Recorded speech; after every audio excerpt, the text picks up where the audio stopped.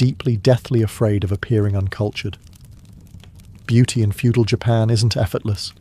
It's a battlefield in silk robes, and if your ikebana arrangement doesn't follow the rules, well, may the gods have mercy on your bonsai. After all we've seen, the hierarchy, the hygiene, the honor, the endless rice, let's be honest, you wouldn't last a day in feudal Japan.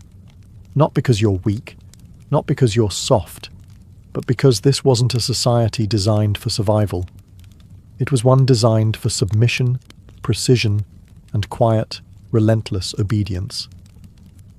Every moment was a test of posture, of loyalty, of whether or not you bowed at precisely the correct depth while reciting a seasonal greeting in the right emotional tone.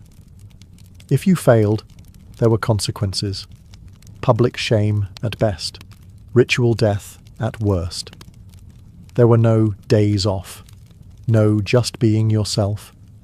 You were born into a role, handed a script, and expected to perform it with deadly elegance for the rest of your life. Deviating wasn't seen as brave, it was seen as dangerous. The individual didn't matter, the clan did, the lord did, the land did. If you were a samurai, you carried the weight of centuries of honor and the very real threat of having to recite poetry before slicing open your own abdomen. If you were a peasant, you worked the land from dawn until your spine became a question mark, hoping the weather didn't betray you, or your lord didn't.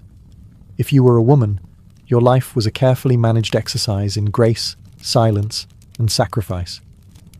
And if you were anyone else? Well, the system was designed to make sure you stayed exactly where you were. Feudal Japan was beautiful, yes, breathtakingly so. The architecture, the rituals, the poetry, the art, all meticulously curated. But that beauty came with sharp edges. It required discipline so tight it could snap bones. It demanded respect so absolute it swallowed individuality whole. So no, you wouldn't last. You'd speak out of turn, or laugh too loudly, or accidentally step over a threshold with your left foot instead of your right. You'd forget to bow. You'd ask a question. You'd want to change something.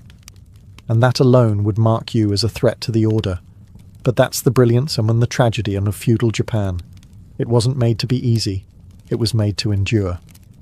In an age where women were barely allowed to speak in public, let alone command an army, Artemisia of Caria existed like a historical glitch, someone who absolutely, by all the rules of ancient society, should not have been possible.